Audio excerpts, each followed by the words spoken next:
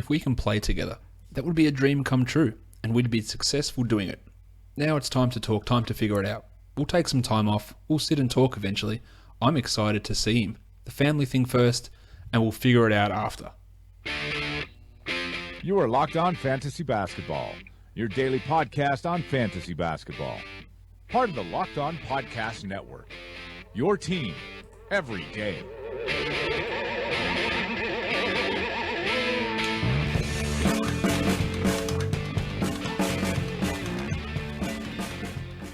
Hello and welcome to the Locked On Fantasy Basketball podcast, brought to you by Basketball Monster. My name is Josh Lloyd, and as always, you can find me on Twitter at redrock_bball, on Instagram at redrock_bball, and of course on Facebook at facebook.com/redrockbasketball. If you do want to support the show, head across to patreon.com/redrock_bball as well, and you can become a supporter for just $3 a month. We are back today with the second podcast for today. We're going to be talking about the New York Knicks and looking back at their 2016-17 season. So, let's get to it. Oh, the New York Knicks. There's, we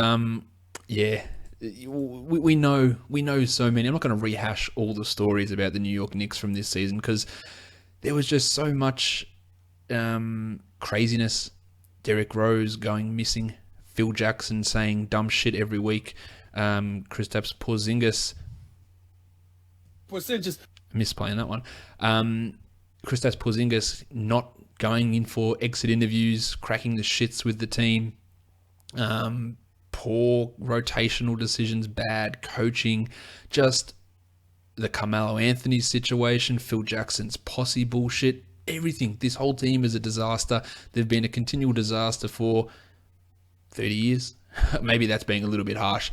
20 years, 15 years. They've been disgusting for a very long time. And as long as James Dolan is in charge of things and Phil Jackson is there, I don't see too much changing. But it is going to be a really interesting off-season for the New York Knicks. Obviously, the Carmelo Anthony situation is probably the biggest thing that needs to be resolved during this off-season, with Phil saying some stuff that's got him in trouble with the NBA Players Association.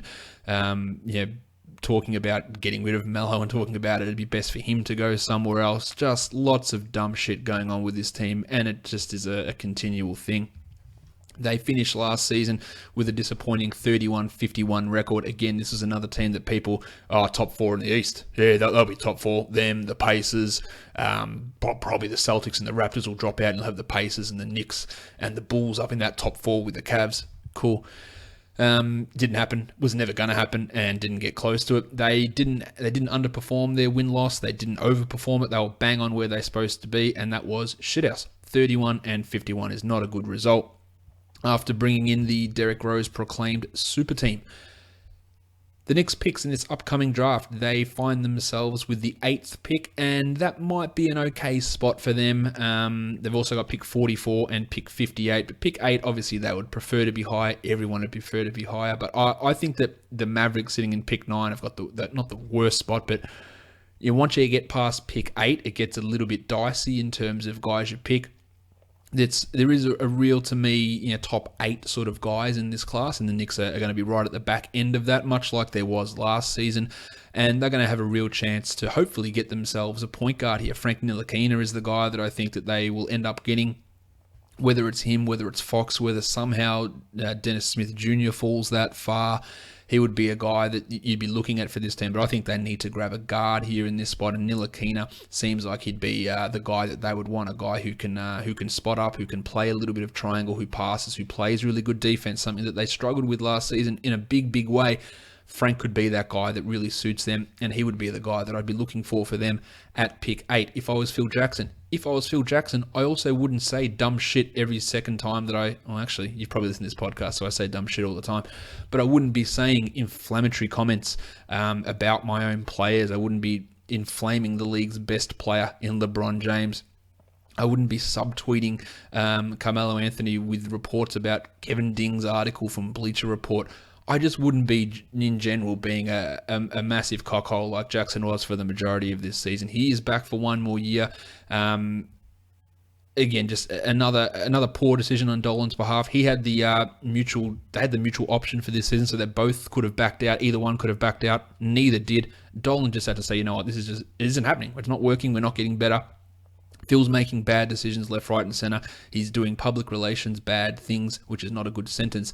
But Dolan's the king of that. We know the Charles Oakley issue that happened during the season, so he's obviously not adverse to negative publicity.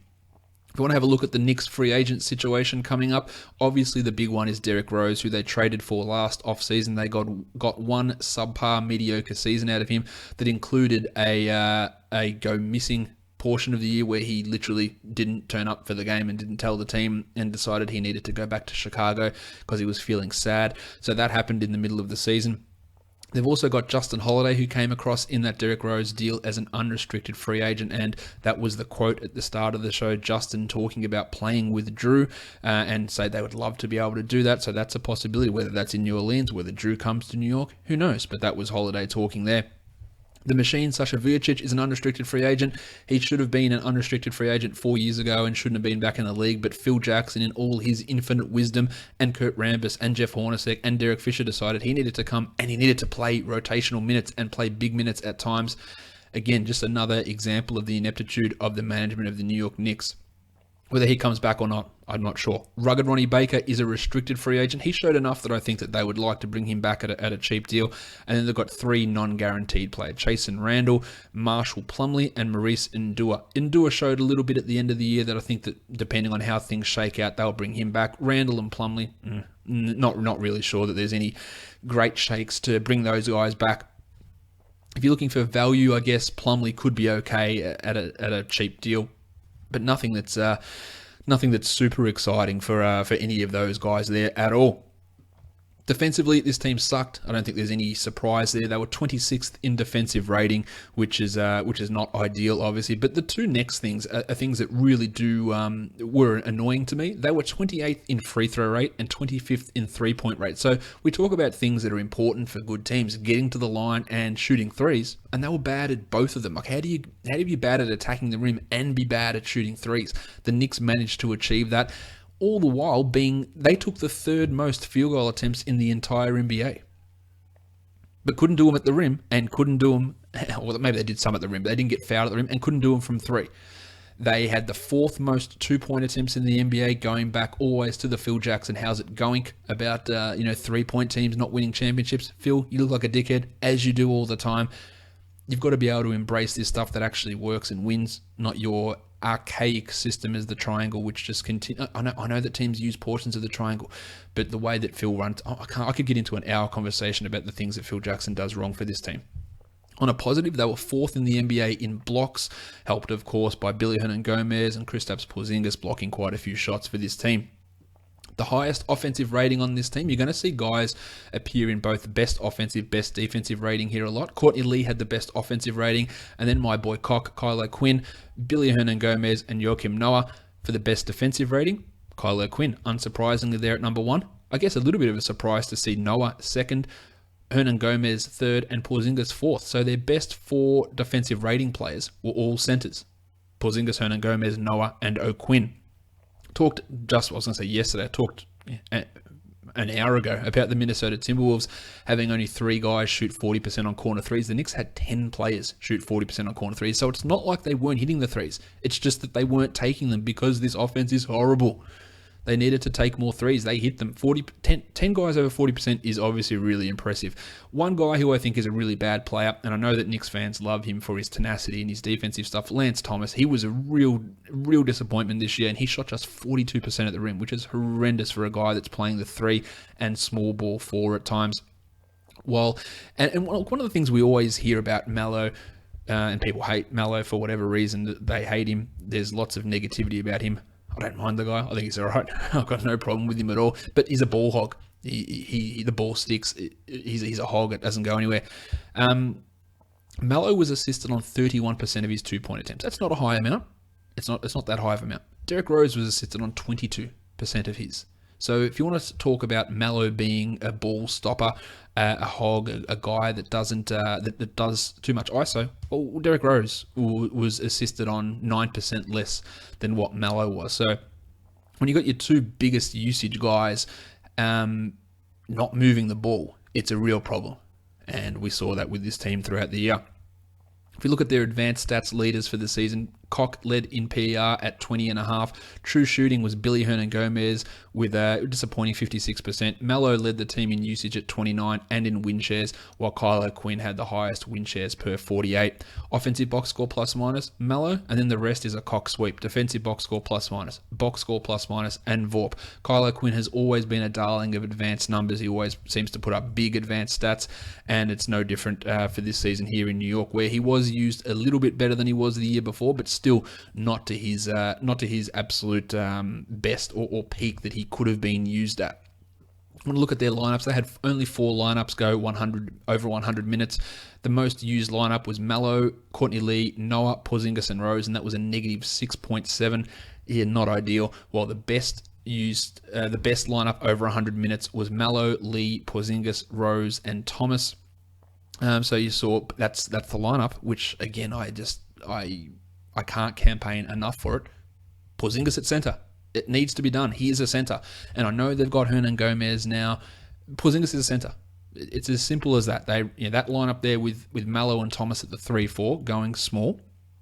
Rose and Lee in the backcourt was 7 points per 100 possessions at +7 in those 100 plus minutes that they played. Says something. Their most used 4-man lineup, Melo, Lee, Porzingis, and Rose, was a -4, but their best 4-man had it was a bench unit. Hernan-Gomez, Kuzminskas, Jennings, and Holiday, and that was a whopping +10.7.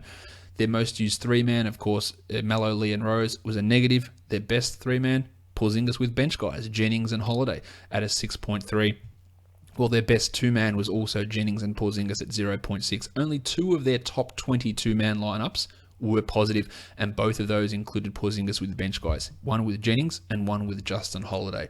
So, those combinations of Rose, Melo, Lee, Noah, those sort of guys, it just didn't work as well as what the super team would have hoped that they ended up being.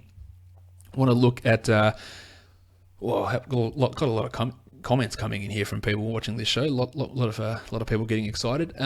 Stash players. They don't have much coming across. The only, and I don't even know if this guy will come across, is Louis Labarre, who is a 6'10" Frenchman who's 25 years of age, playing for Paris last season. He has played in the last 2 summer leagues and offered nothing of any excitement there. He averaged 10 points, 8.5 boards, 0.7 steals, and 0.7 blocks this last season in 22 minutes. He hit 0.3 threes at 29%, 59% from the field, a 25 PER, a massive 64% true shooting, and a 33.8 net rating, which was huge. But I don't see Labarre, I think it's Labarre, coming across and ever being an impactful sort of a player for an NBA team, maybe a 10th or 11th man. I don't really see much happening for Louis. He was a guy that was drafted by the Pacers, I believe, and traded on draft night to the Knicks. I don't really see much from him, or not enough that you need to be going out and stashing him and hoping that something great happens with him as we move forward. Let's talk about, of course. Yes, let's start with him, Kristaps. I guess somewhat of a disappointment this season. He was picked at the end of the second round, started the third round in a lot of places. I picked him at 24 in a lot of different spots. Ended up the season as the 37th ranked player and faded after the All-Star break to be the 53rd ranked player in my head-to-head rank. So it definitely wasn't a fantastic season for Porzingis. It also wasn't a disaster one, though. He averaged 18 points, up from 14 in his rookie season. He played 33 minutes, up from 28 as well. He hit 1.7 threes, had 7.2 rebounds, 2 blocks a game, which is a slight decrease in his block rate, and he saw his rebound rate decrease as well. But overall, big improvements in multiple areas. His field goal percentage up from 42 to 45.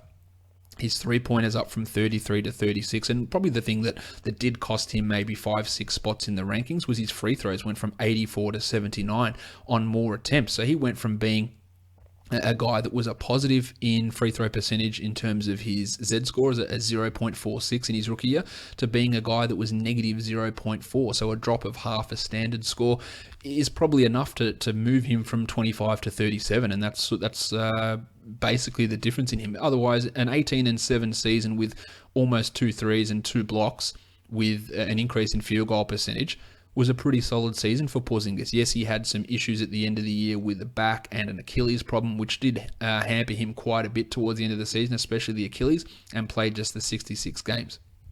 But again, he's playing out of position.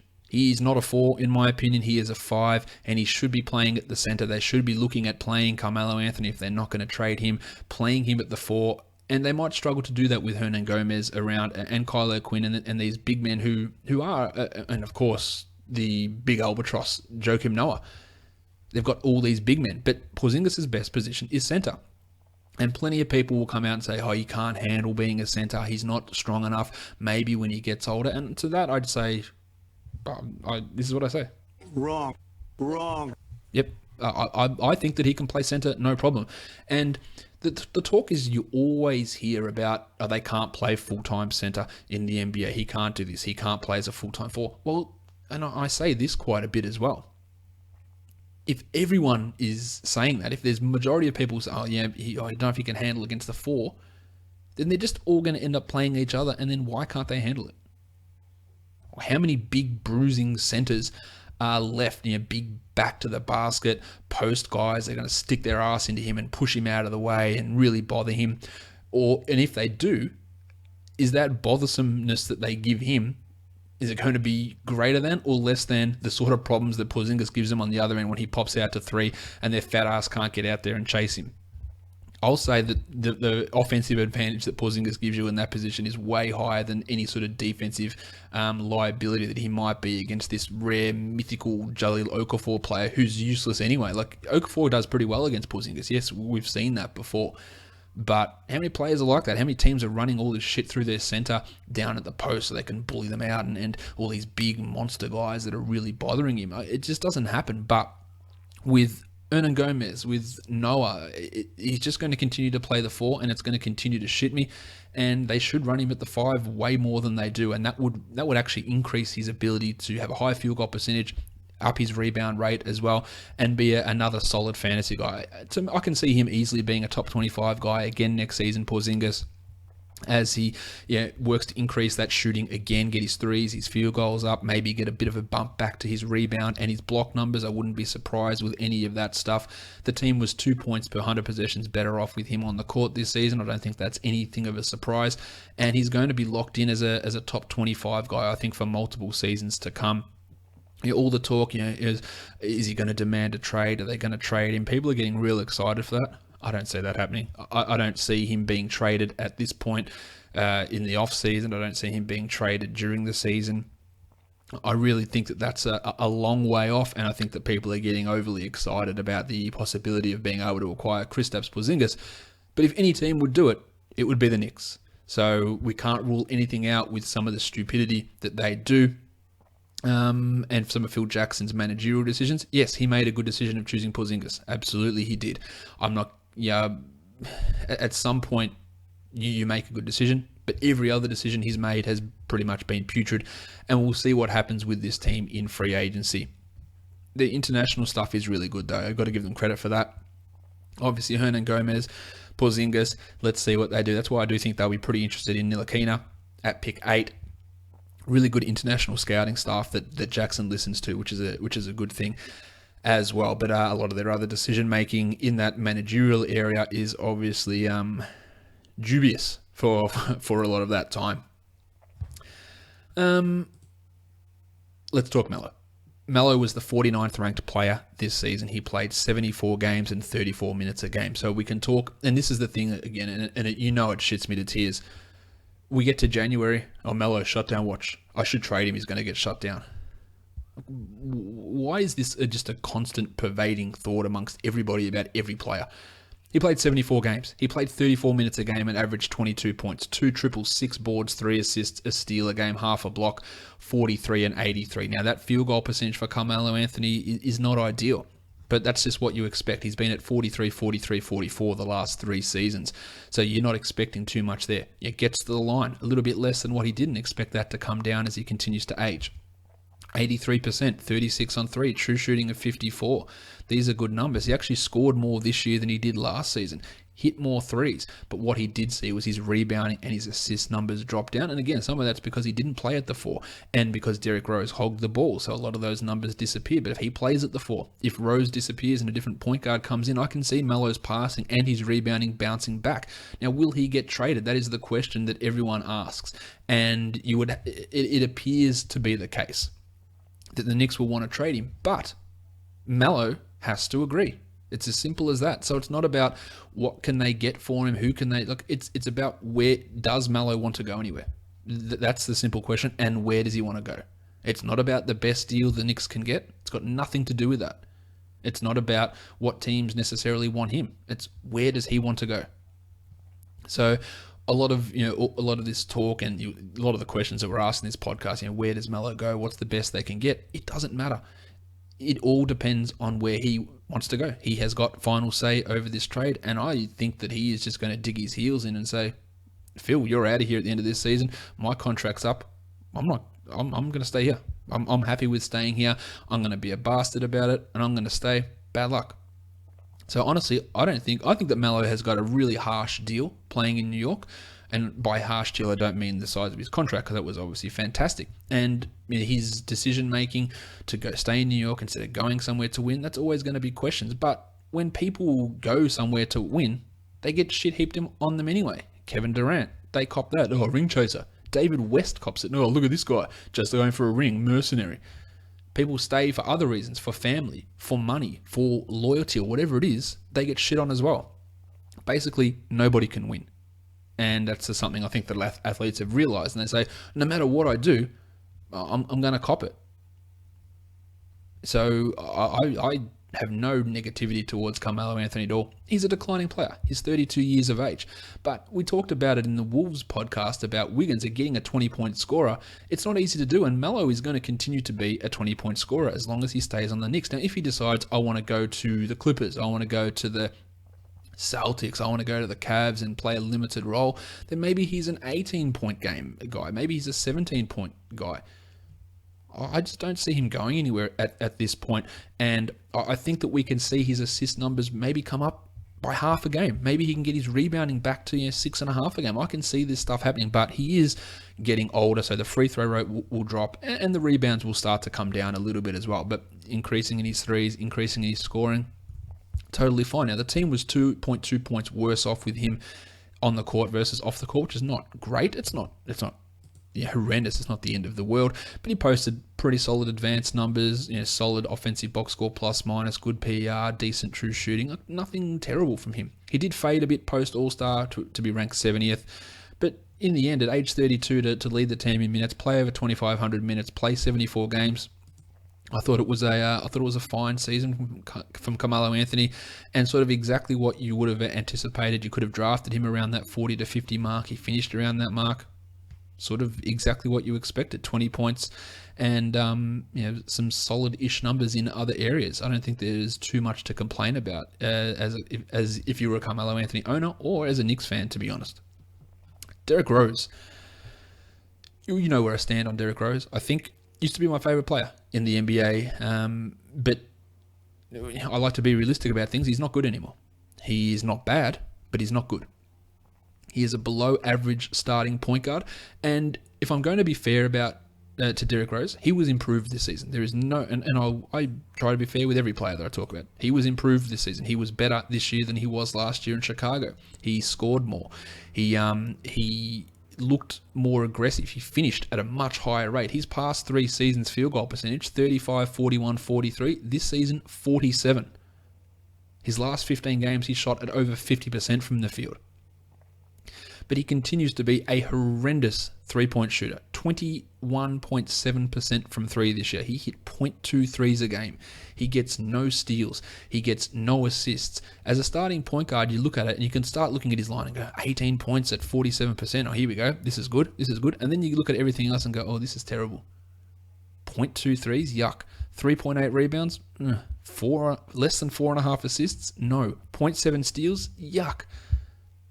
The 87% from the line is good on 4 attempts. But this is where Derrick Rose is. And you hear the talk of him going to the Timberwolves, which, as I talked about in the Timberwolves podcast, would be disgusting, in my opinion, if he's there to replace Rubio. Really ridiculous move. Does he go to the Spurs and play a limited role there? Because you know that Greg Popovich wouldn't handle him, dominating the ball in place of Kawhi Leonard. He just would say, Derek, just sit your ass down, man. This is just not going to continue. He's a bad defender. And he's bad at many, many areas. Plus, he's also just coming off another meniscus surgery. It's not as serious as some of his past ones, but still, it's another meniscus surgery for Derrick Rose. He'll be fine to go by training camp. I think that there's, if you're banking on it, or if you're having a bet on it, I would say that Rose is not a top 100 player next season, would be my guess. He snuck in here at the 89th pick this season. He finished the season post All-Star 66th, and a lot of that's due to those high percentages. And the team was only negative 0.5 points on off for him, so half a point better with him on the bench. So it's not a big deal. But wherever he goes, I just see, coming off another knee issue, I just don't necessarily see him being able to go at 47% again, and none of those other areas are going to improve because it's just not who he is. And that's sort of where we are with Derrick Rose. I know there are people that listen to this podcast that are huge Derrick Rose fans for whatever reason. They love him and they still think he's good. He is not good. And the first NBA jersey I bought was Derrick Rose's jersey, so I'm not a Derrick Rose hater by any stretch. I just try to be realistic, and he is not good anymore, unfortunately, and he does what he does, and points at high field goal percentage or decent field goal percentage is okay. It can be useful, but he's just never going to be a good point guard again, unfortunately, and it's one of the biggest, I guess, what-if stories in recent NBA history. What could Derrick Rose have been if not for the knee injuries? One curious thing about Rose, these last 17 games, so post All-Star, didn't block a single shot. Not one single shot. Averaged 19.5 points at 50% shooting, great. Didn't block a single shot. So it does. His lack of ability in those other categories really does limit him. Let's talk Courtney Lee, who I'm not a big fan of from a fantasy point of view, but he did improve this season and looked a lot better coming across from Charlotte. He played 77 games and 32 minutes a game. Just under 11 points, 1.5 threes, 1.1 steals, 3.5 rebounds, 46 and 87 as his percentages, and shot 40% from three. So most of his fantasy value comes from the fact that he gets steals and he's okay in his percentages. He's definitely not, his biggest positive category was steals, and was not steals, free throw percentage, and he was 0.27 in Z score there. His steals were 0.22 and his threes was 0.08.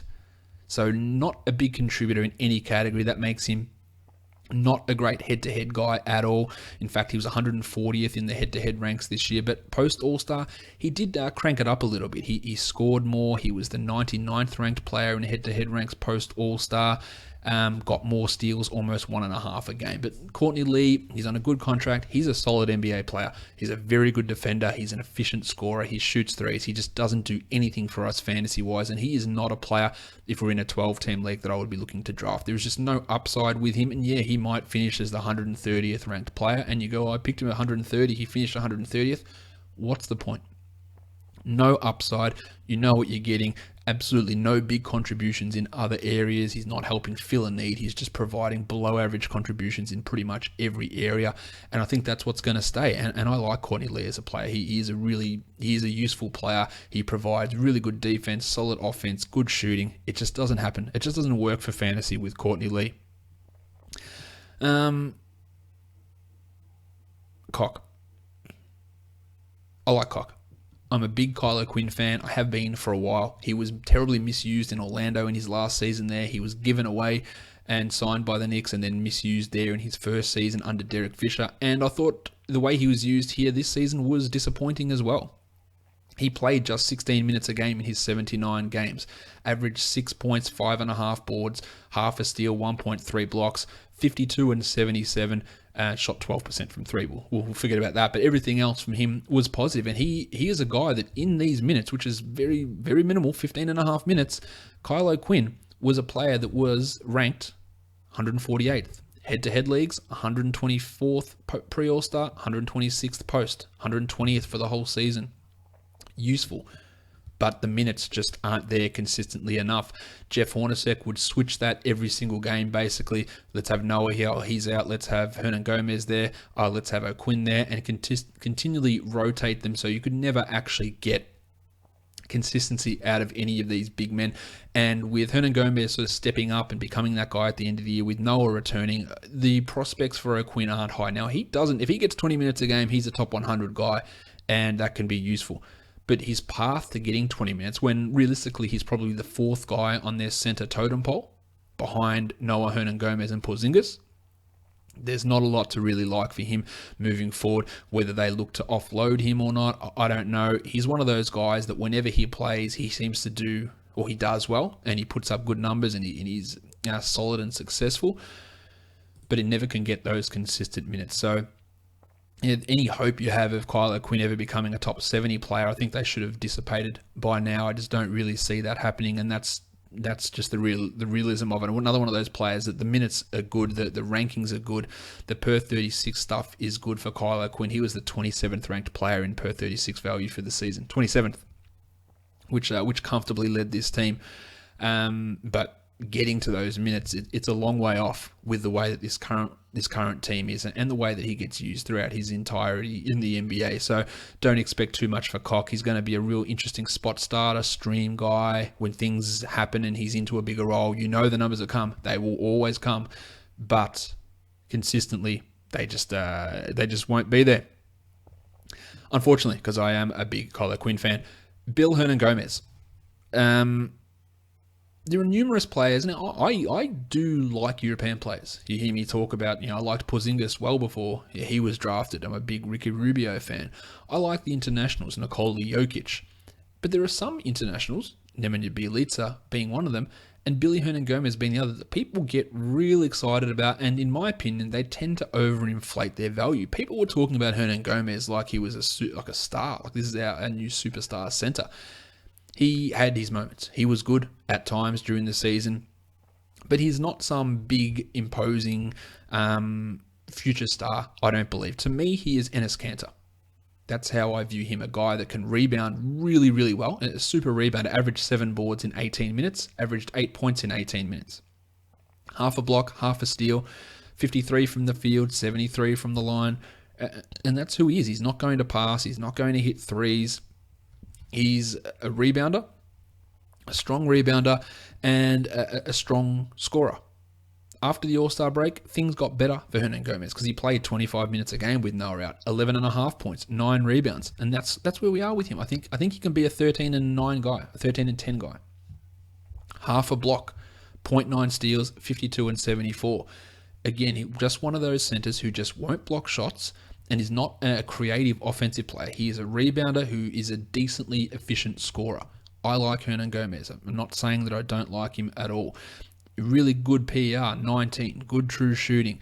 Good defensive box score plus minus. Good offensive box score plus minus. A very, very impressive rookie season from Billy. The team was 3 points better per 100 possessions with him on the court. He was the 92nd ranked player post All-Star. But when Noah returns, what do they do with Noah? Now, Noah was shithouse for the season. We'll talk about him later on. He was terrible for the majority of the year. He had a couple of good stretches, but he was bad. And Hernan Gomez probably outplayed him for the majority of the season. But will Phil Jackson and Jeff Hornacek, with Phil Jackson's hand up his ass puppet style, allow Hernan Gomez to start over Noah? I don't know, and I don't think so. As for Hernan Gomez, where is his ceiling? To me, Juancho is by far the better prospect out of these two, and a lot of people will disagree with that based on what they saw this season. To me, Juancho is by far the better prospect out of these two guys, and that's again, I'm not saying anything bad about Billy. I think he's really good. He played, he's 22 years of age. He played 72 games. He was a solid center, and he could be a solid starting center, but he's never going to be, in my opinion, a top 50 fantasy player.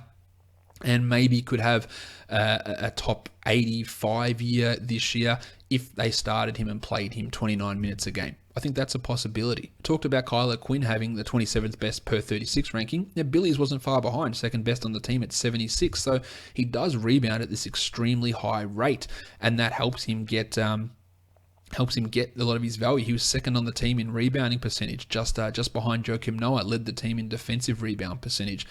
as well. But the lack of shot blocking, the lack of contributions in other areas does really limit what Hernangomez can do, I believe, from a fantasy point of view.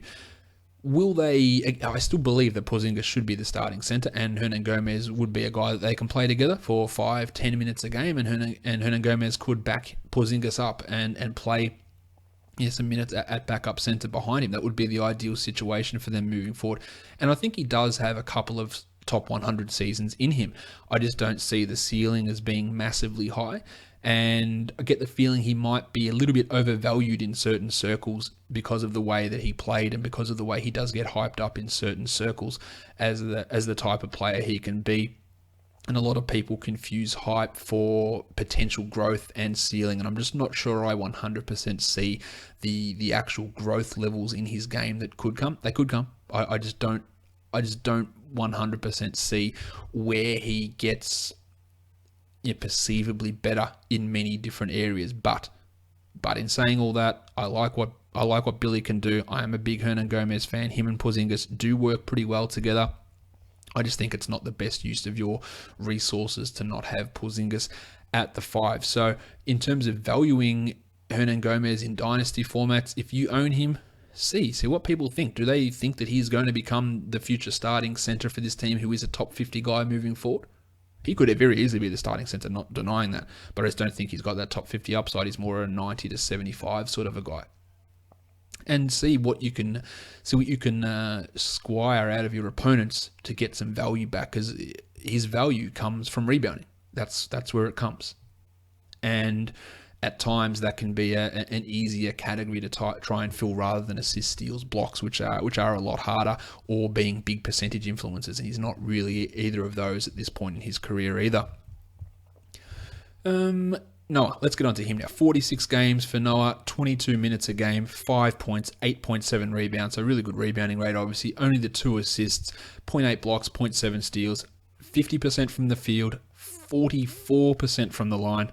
Just absolutely horrendous from Joakim Noah. He has got 3 seasons left at a lot of money, like $18 million a year left for Noah per season. He obviously didn't play the second half of the season with shoulder problems. He has knee problems. He has all sorts of problems with injuries. I don't know what they're going to do. Now, to get rid of Joakim Noah off this team, you need to attach multiple assets, I would say. I would think 2 first-round picks to get off that contract with 3 years left. And I don't think any team is going to part with that. So I think they're going to be stuck with him. So where does he fit next year? He was the 188th ranked player for this season, Noah. Head-to-head a little bit better, 148th, just because of those strong rebounding numbers and the solid defensive stuff, but the percentages are killing you. He's just turned into an absolutely horrific shooter. He doesn't score at all, and on this team with Mallow and Rose, he just didn't touch the ball enough to get any of those assists, which is where his value really came from. The 6 assists a game that he was getting during that time when Rose was out. When he plays with Rose, he struggles. So if Rose comes back, that's going to be another problem for Noah. I can't see him ever becoming a standard league player again. The rebounding is nice, yes, but absolutely nothing else is. And he just looked toast. He had a couple of stretches where he looked, and you go, okay, well, maybe from Noah, but you can't trust his body. Injuries are a real concern for him. And you can't trust his play or his production. So what can you trust? At this point, if you own him in a dynasty league, you just hope you can get something, maybe a top 150, but even then, that's a stretch. And the play of Hernangomez does put his role, I guess, in a level of jeopardy. I still think that they go back to Noah and play him, say, 24, 25 a night, and 20-ish out of Hernangomez, because of that contract that Phil's invested in. Phil's absolute fingerprints over everything that the coaching staff does.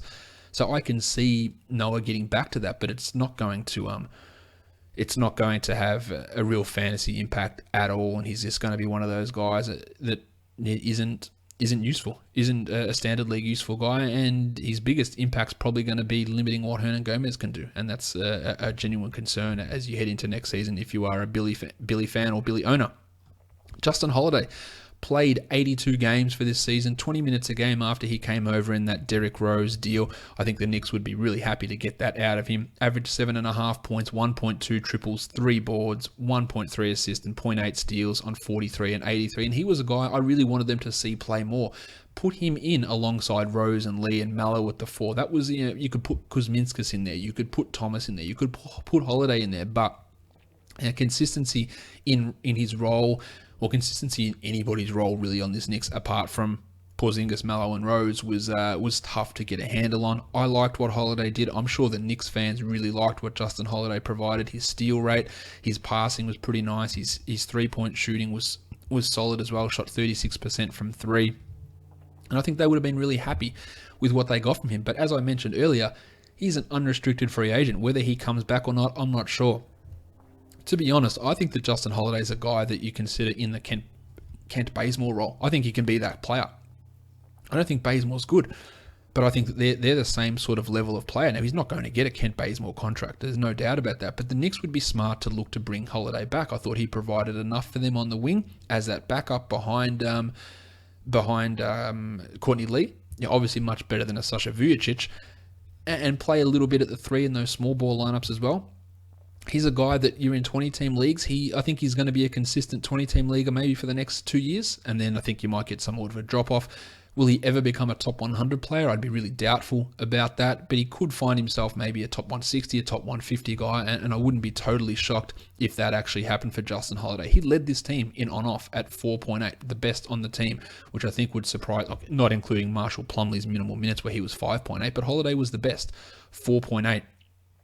So that does show you that he was quite important. We talked about him and Porzingis being the best two-man lineup this team had, along with Porzingis and Jennings. They're working well, and I think that's a combination that they should be looking at. And I would be looking to bring Holiday back. What do you pay, $4 million a year, $5 million a year, maybe? If you can get him for that, I think it's useful for the next couple of seasons at least. 3 years, $15 million for Justin Holiday. Maybe that I'm way off on that valuation, but he's 27 years of age now. Get him until he's 30. I think it's a really good deal for Holiday to bring him back, and I think he'll be a solid contributor for this Knicks team if that's what they decide to do. Speaking of I was going to say solid players, but Lance Thomas is not that. He played 46 games, 21 minutes a game, averaged 6 points, 0.8 threes, 3.2 rebounds, 0.4 steals, shot under 40% from the field, 84 from the line, but an impressive 45% from 3. Thomas had, I guess, somewhat of a breakout season last season, but wasn't able to do that this year. Had some real injury issues, clearly, that limited him, but he is not a good fantasy player. He was the 337th ranked player this year, but did step it up post All-Star where he got to 220th, and he saw his minutes go up. He played 28 minutes a game there, which again is way too high, but 42% shooting, 8.6 points, 5.7 rebounds, and a 3 per game. He just has such limited use from a fantasy point of view. I understand his value because it does enable Melo to go and play the 4, which is something that that I love.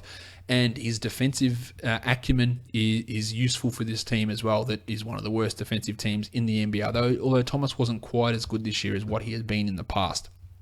But he is still a player that does have a role on this team. I believe that they did overpay somewhat for Lance Thomas. He is 28 years of age.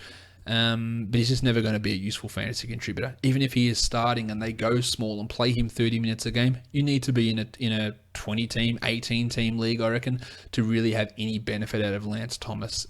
He just doesn't touch the ball. He doesn't rack up stats. He doesn't do anything, really. Mindaugas Kuzminskas. I thought Kuzminskas had a couple of good stretches. It was completely dicked around by Jeff Hornacek, who would have literally no small forwards, no Lance Thomas, no Carmelo Anthony, and then he'd just give him a DMP CD, just dicked him around as he did to everyone's minutes because he was an absolutely atrocious coach for the majority of the season. Kuzminskas, in his rookie season, 6.3 points, 0.8 triples, 2 rebounds, 1 assist, 43, 81, and 32 as his percentages. Solidness, he's fine. He's a 10th man in a rotation. Now, I don't really see massive changes from him moving forward. Will he ever crack the top 250? Maybe. I don't have huge hopes for that. He was a +4 this year in his on-off numbers. I didn't mention Lance Thomas was a -7.9, the worst on the team. Kuzminskas was a +4. He was solid. but I don't really see any room for growth or massive room for growth or opportunity for growth for Kuzminska, so I wouldn't be too interested in him. Jason Randall ended up, he bounced around. He played for the Sixers for a bit, ended up with the Knicks and played 18 of his 26 games there. In his time in New York, 13 minutes, 5 points, 1.6 assists, 0.6 threes, 39 and 94 is his percentages, which is all right. Obviously, the free throws are good. I thought he was a better player than Ron Baker for the majority of the season, but Baker got more minutes down the stretch when Rose was out. I don't think we need to care too much about Chasen Randall. He's had a couple of flashes. He's just going to be that guy that signs 10-dayers and bounces around from team to team, and there's not much to hope for with him going forward. But again, if Rose leaves, they're only going to have Baker and Randall as their options. But even those guys, Baker's a restricted free agent and Randall is that has a non-guaranteed deal, and neither of them are starting caliber players. As for rugged Ronnie Baker, 52 games at 17 minutes a pop, 4 points per game, half a three, 2 assists, 0.7 steals. Didn't do anything impressive with his shooting, 46% true shooting. Had a couple of decent performances down the end of the year, but overall, it just wasn't great from him. True shooting 46 is bad, PER of 7.5, negative win shares, big negatives in box score plus minus. At best, he's a third point guard, maybe he's a fourth point guard, but unfortunately the Knicks had to play him big minutes down the stretch due to injuries. And in those last 25 games of the year, he averaged 22 minutes, but 5 points and 3 assists. That's 0.7 steals. That's not really cutting it as anything that I look at as being spectacularly good. Really, it can be a solid third point guard, provide some defense, and can pass. And if he finds himself in a 20-minute-a-game situation, 16-team leaguers would pay attention for the ability for him to get 3 or 3.5 assists, which is really hard to come across in leagues that deep, and he would have value there. But apart from that, he's never going to push to become a starting point guard, in my opinion. Maurice Ndua played 32 games, 10 minutes a game, 3 points, 2 boards. Had a couple of strong performances at the end of the season. We started in place of Porzingis and with Mallow out. Impressive summer league a couple of years ago, and then went to Dallas and they cut him. He went and played over in Spain.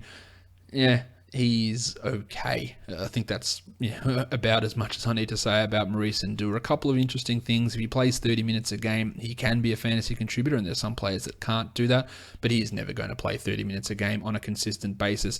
Sasha Vujacic, 42 games, probably 42 too many, 10 minutes a game, 3 points, 1.2 assists, 31% from 3. That was the only thing he was hanging his hat on to be an NBA rotation player, was hitting threes. Couldn't do it. No way that he should be back in the NBA next season. And if he is, then Phil Jackson has gone madder than we expected. And the last player on the Knicks roster, Marshall Plumlee, 21 games, 8 minutes a game. He's a non-guaranteed contract for next season. I thought that he showed a couple of things where he could be a third-string center, but nothing that you would say, I have to hold on to this guy if I need that cap space for anybody else. So I don't think there's any real threat of him becoming a good NBA player or a good fantasy contributor really at any time soon. All right, let's go to the questions, and a lot of these are going to be repetitive, I think. Jordan, will the Knicks be able to trade Mallow? Will they have to buy him out? A, they won't buy him out. There is no chance that they will buy him out. Will they be able to trade him? I'm sure people will say we'll have him. It's just up to him. Will he go anywhere? Will he say yes? And I would guess no at this point. Midnight Walker, what do you think they get in return for Mallow? Same thing. It's not about what they get. It's about where he wants to go, and he has got them over a barrel, and they might even struggle to get a first round pick out of him, given that the fact that he holds all the power in this situation. Pick swap enthusiast says, does God hate the Knicks, and if so, is it deserved? Probably. They don't help themselves. So yeah, look, the lottery luck didn't go their way. They moved down a couple of spots to pick 8. But if you want to believe in basketball gods or in karma, nothing the Knicks do means that they should get a positive result. The way that Phil Jackson treats the fans and treats his players doesn't endear him to getting a good result. The way James Dolan treats the fans, treats Charles Oakley, treats everybody, doesn't mean that they should be rewarded with a good result. So, yes, there's nothing positive, and I feel sorry for the fans. No issue with nothing to do with them. Just inept ownership, inept management that continues to filter through. Kyle Knob thinks, do you think they're really locked in on Frank Ntilikina? Yes, I do. I do think they're pretty keen on him. And if so, how would he fit? I think he'd be a great fit for them. Provide some defensive stability out on the perimeter there. He can pass. He can shoot a little bit. Yeah, played professional basketball over this year with some men and did pretty well. Did well in the FIBA, the Euro Under-19 Championship, I think it was. Under 20s, he did quite well over there. Yes, I think he'd be a really good fit for New York, and I think they'd be crazy to pass on him if he was that guy that was available. Studes says, realistically, where they go from here. No depth of young talent. They will waste Melo either way, and no signs of progression. Depth of young talent, fair enough. They got Porzingis. He's a very, very good player. Hernan Gomez showed some things. A little bit of positional redundancy, I think, with him and Porzingis, just because I believe that Porzingis is a 5. But you can play them together at times. Obviously, on the wings, there's nothing. There's nothing there, and that's why they need to bring in either a wing or a guard in this draft class, and hope that it pays off. It's going to be a long road from here. With Melo, you're just stuck with him, really, and you're not going to get anything of value back from him. Hey, maybe you trade to the Wolves and get my man Tyus Jones. That would be an interesting move, but I'm not sure that the Knicks necessarily have the foresight to do something like that. Jack Epstein, what is Phil smoking? I think we can all guess. Aldine J, do you think they can make the play? LOL. Do I think they can make the playoffs? Yeah, probably not. I love Patrick Ewing says, what is mentally wrong with Phil Jackson? All these questions are linking in pretty well together. Brendan Gray says, could Billy and KP be the long-term solution at the 4 and 5? Again, I don't believe that Porzingis is a 4, but yes, that absolutely could be a long-term solution if that's the way they want to go. I still think that you want to play Porzingis at the 5, and that is how I would want to do it. And I don't have as high hopes for Billy as other people do. I think he is a solid center, but he's never going to be a 35-minute-a-game sort of a guy, or a 34. He's a 26, 27-minute-a-game player, in my opinion, who can be solid.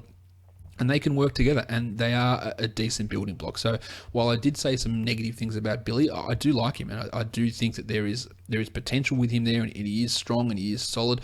I just think that some people overvalue how good he actually can be. And David Laliberte says, does Carmelo pass the Nene test? And if you don't know what the Nene test is, it was invented by Danny LaRue, the host of Locked On Warriors, and of course co-host on the Dunked On Basketball podcast with Nate Duncan, and basically is, does this player have positive value? Does him as a player on his contract have? Can you get an asset back, or do you have to attach an asset to him to get rid of them? I would say that he does pass the Nene test, barely. I don't think that you would have to say, if you take Melo, we'll give you our first and get something back. I think that you could trade Melo and maybe you could get the 28th pick, the 30th pick, 2 seconds, a rotational player based on his age, his impending free agency, and the size of his contract. I don't think you have to attach an asset to it. I also don't think that you get a strong asset back in return. You get a pretty weak one, and you got to hope that maybe if you can swing one young prospect in there, you can turn him into something. And that's how I would be approaching it. But again, Melo holds all the power. He just says, I'm not going here. I'm not going to... Denver comes in and says, we'll give you Malik Beasley. And he just goes, I'm not going to Denver. And I don't think that would necessarily be a good deal. That'd be the sort of deal you'd want to do as the Knicks. Hey, let's get something. Let's try and get this young guy and see how he develops in this new... Hey, give us one show. That sort of shit's never going down. But...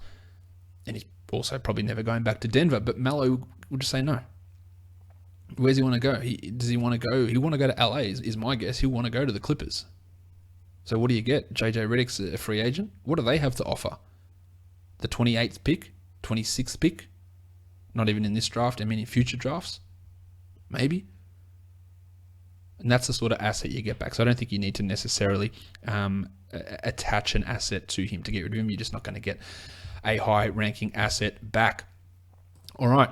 We are done for today's podcast, guys. Don't forget, subscribe to this podcast on iTunes, on Stitcher, on Google Play, and on TuneIn, and you will never miss an episode. And follow me on Twitter at redrock_bball. We are done here, guys. Thank you so much for listening, everyone. See ya.